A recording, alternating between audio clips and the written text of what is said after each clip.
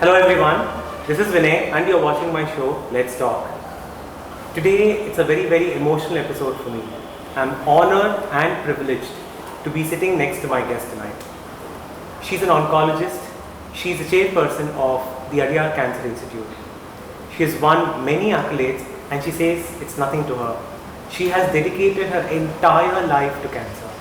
She's a synonym for cancer. She is one, the only, Dr. V Shanta. Namaste ma'am. Namaskar. Very glad that you took time and you have come here to the venue to talk about it. I'm privileged. Thank you for the invitation to be part of this show. I think it is a very important show in the sense everybody is talking about cancer, and I'm very happy that I can do something to dispel the myths about cancer. Very, absolutely. You know, I read this somewhere that when you were doing your house surgery back in 1950s, you were accidentally posted to a cancer unit, and that's where you saw cancer patients, and that kind of made you think that I should probably do more in this field. Tell us your experience. You remember that? I remember it very well. It was not accidental. At the end of your final year, you have a 1-year house agency and we are posted to different places. Correct. My first posting was to the cancer unit. Okay. And it was a fortunate thing or destiny where I met Dr. Krishnamurthy. Dr. Krishnamurthy is the son of Dr. Muthulakshmi Reddy, who is the founder of the Cancer Institute. She is a legend in her own time, and she was very keen that she should do something for cancer in India. We were under British rule at the time and she could not do anything. So she had sent her son for training. He had gone to Memorial Cancer Center in US, and then he went to England, many places, and he had just come back. And so Dr. Muthulakshmi Reddy said, we are going to improve the facilities in the Barnard Institute of Radiology. The Barnard Institute of Radiology was one center which was doing something on cancer in those days. There were only 2 or 3 facilities in the whole country, and Barnard Institute was one. And so he was posted there, and I happened to meet him. That, I should say, was the turning point. Yeah, wonderful. And after that, you have moved into the campus in 1955, April 13th, and you have never stepped out of that. You have dedicated your entire life to cancer, and as you yourself said that you were born to do this. You were born to dedicate your life and do so much in the field of cancer. How has it changed in the last, say, 50 years? Back then, you were telling me that I read this somewhere that not even a single child you were able to save when they had a pediatric cancer. And today, 65% plus of people go back home healthy. How has the journey been? How has it changed? I'm very happy that you're totally well informed about whatever I have said earlier. Well, fantastic and phenomenal changes have happened between 54 and today. When there was no child who could be saved in 1954, today that we saved 65%, and it could improve to 80% by many other things. I think it is something very good, and the greatest satisfaction that one has as an oncologist is to see a child grow up, go through all their milestones, and then come back, social living, and actually they come back with their children. I think it is a phenomenal. Yes. Now, apart from that, I think right from the period of diagnosis, treatment, and follow-up, there has been a lot of changes. Today, we are able to save 2 out of 3 cancers, but we save only 1 out of 3. Why? It is because people come at a very late stage, and then people don't understand cancer. When I tell you that we save 2 out of 3, these are the common cancers. Cancer is not a single disease. It is a generic term for a multitude of conditions, stretching from the spectrum, stretches from a very curable cancer to a highly incurable cancer. And people clump everything, jump together, and so they think cancer is incurable. No. Common cancers are curable, are preventable. We have 50 to 60% of our cancers are common cancers. 40% are the things that we still have to learn a great deal more. If we are able to do for these 60% in over these last 60 years, I think the balance 40% we can certainly look forward to in the coming maybe another 40 years. Absolutely. You were telling that we have identified, we are able to now 60% of the cancers are curable if detected early. There are a lot of people who are going to watch the show who might have not seen any cancer patients. They might have not even read anything about it. So for them, in a common language, can you explain why somebody gets cancer? Well, you're going into the reason, the causation of cancer. In many of these common cancers, we know the causation. When we say the causation, it is not 100%. Sure. When a patient gets a cancer, there are many factors that increase the possibility of their getting cancer. Now let us start with the example, tobacco. I'll start first with the tobacco because tobacco is the worst killer. Tobacco is the cause of 40% of cancers in men and 20% of cancers in women. Of course, tobacco can be in many ways, correct, smoking, correct, cigarette or chewing, gurkha, then snuffing, so many other things. So this can be avoided. If you are able to eliminate tobacco, we can reduce the 40% cancers to 30%. But we cannot completely, 10%, we will not be able to do it. That is because there are other factors other than tobacco, what we call the intrinsic factors. All cancers are caused, there are two causes. One is the extrinsic, one is the intrinsic. The extrinsic factor is tobacco. The intrinsic factor is the genetic factor. Now this genetic factor plays a role in every cancer. And this is where you have the good gene and the bad gene. When you are a smoker and you have a good gene, they don't get a cancer. If you are a smoker and you have a bad gene, you are likely to get a cancer. That is where everybody will say, oh, my father never smoked, he had got a cancer. That is the answer. People don't know. And you spoke about tobacco being one of the major causes for the cancer, right? How much the air we breathe, the food we eat, and the lifestyle we lead, how much are these playing an important role in such a high number of cancer patients diagnosed in the current era? The very reason for the increase, everybody is talking of cancer is going up. One of the reasons is lifestyle. Only one of them. The other people don't understand is age. As you grow older, the propensity for cancer increases with or without extrinsic factors. Now the reason is just like an old person gets grey hair, fixed joints. These are all changes of old age, aging. So age, as you grow older, has an increased possibility of cancer anywhere. We cannot do much about it at present. The next important factor is lifestyle. In lifestyle, of course, you have food, habits, the way of living, everything has a role to play. Environment, every one of them. And another very, very important part is the family. Once the person gets cancer, they rely upon the family. The family needs to be extremely strong, positive, and they have to fight it out together. So what are the things that family need to keep in mind? Very important role, the family support. The family support is in many ways. One is emotional and psychological, the other is economic. That is also very important. That becomes very important in the lower socio-economic groups where they don't get the sufficient financial support.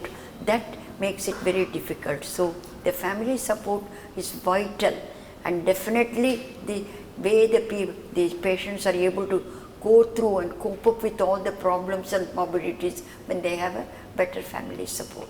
In conversation with Dr. Shanta, we are going to be right back.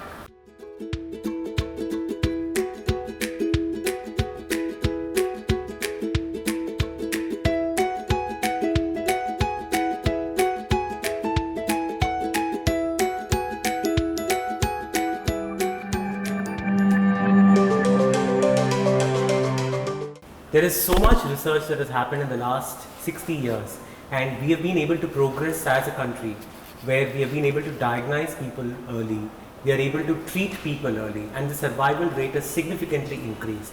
So what is it in the future that we can see for in terms of research for cancer? I think primarily at the present moment, the research is targeted, I should say, on the genetic aspect of cancer. This genetic research can be towards diagnosis, prevention and monitoring of treatment, for treatment, every aspect. Now this genomic research is one of the areas which has given rise to what is called precision medicine. Now today many of the things that are being done, the progress over the period of time, right from 54 to today, like in imaging, in diagnosis, the pathologic diagnosis, and every one of them has had a background. See, molecular diagnostics has made a lot of difference. Before molecular diagnostic, imaging, right from routine X-rays, on to ultrasound, CT scanner, MRI and PET scan, all of them, every one of them. But today the genetic research, the genomic research, it has given us understanding in the pathology of the disease, the cellular changes that are happening, immunohistochemistry, which has given us an important thing. So we have moved from what is called the conventional treatment to precision treatment because of all this. This precision treatment is expected to grow further. Now let me say drugs. I think now you must have seen in the papers, you can try to get a drug particularly suitable for that particular patient. Very customized. Yes, customized. Very, very expensive. Now today we already have what is called the targeted therapy. Targeted therapy is something, there are certain cells that have some specific abnormality. Some cancer cells have a specific abnormality, and the drug is targeted toward that specific abnormality, and that is what is called targeted. When you give it, the side effects are very low. But the only problem is accessibility to everybody. It's extremely expensive, but has changed the very many areas. There are but not many areas. The present moment, most of the targeted therapies, only one or two of them are curative. All of them are only prolonging life.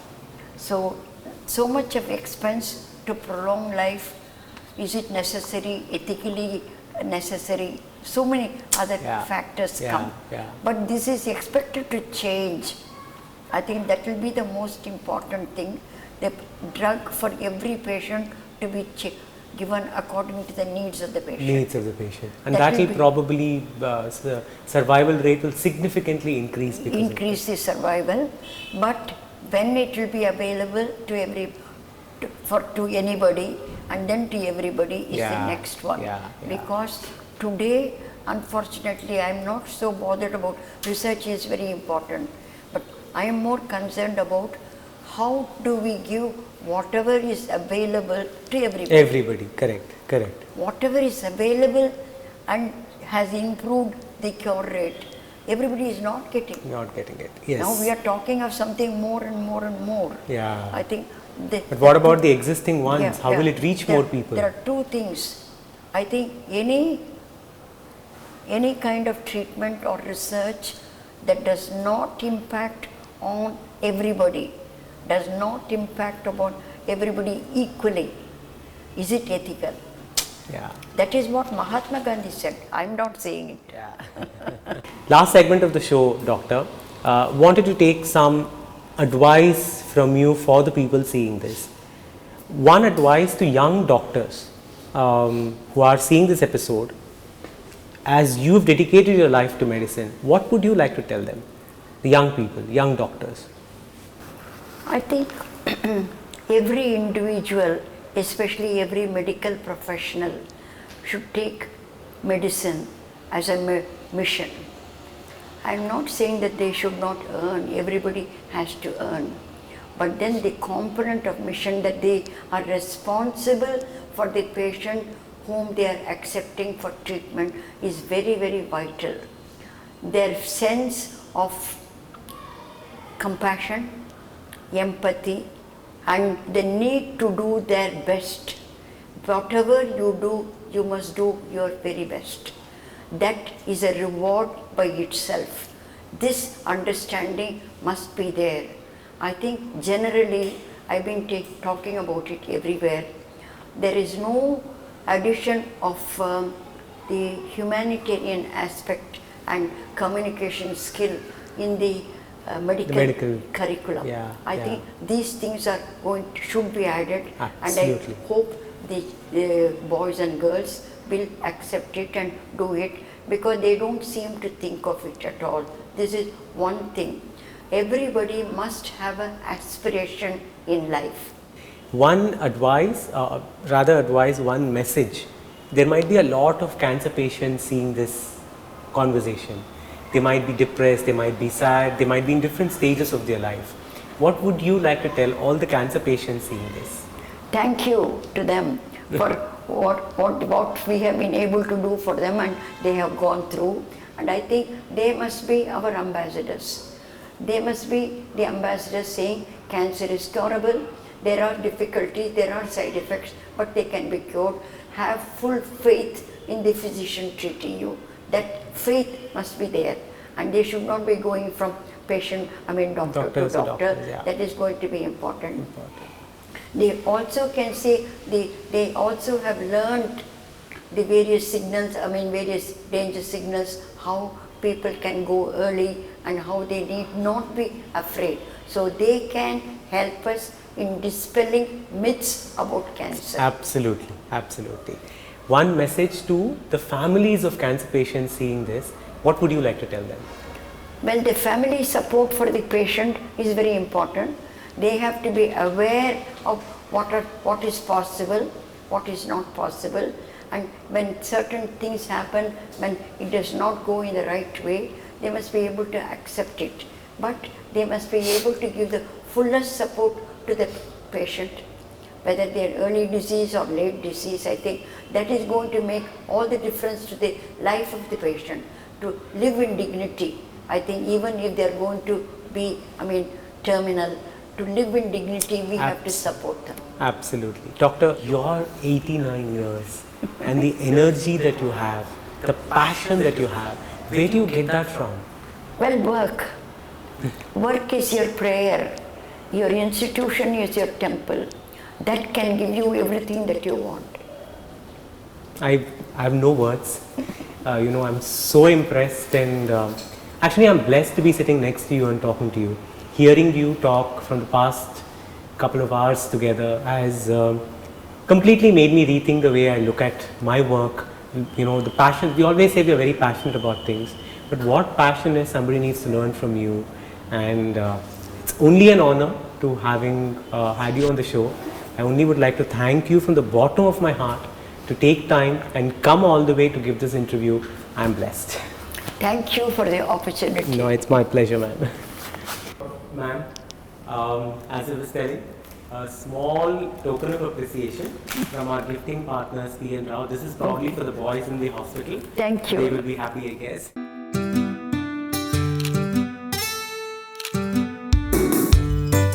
I am Dr. Shanta, at present chairman of the Cancer Institute.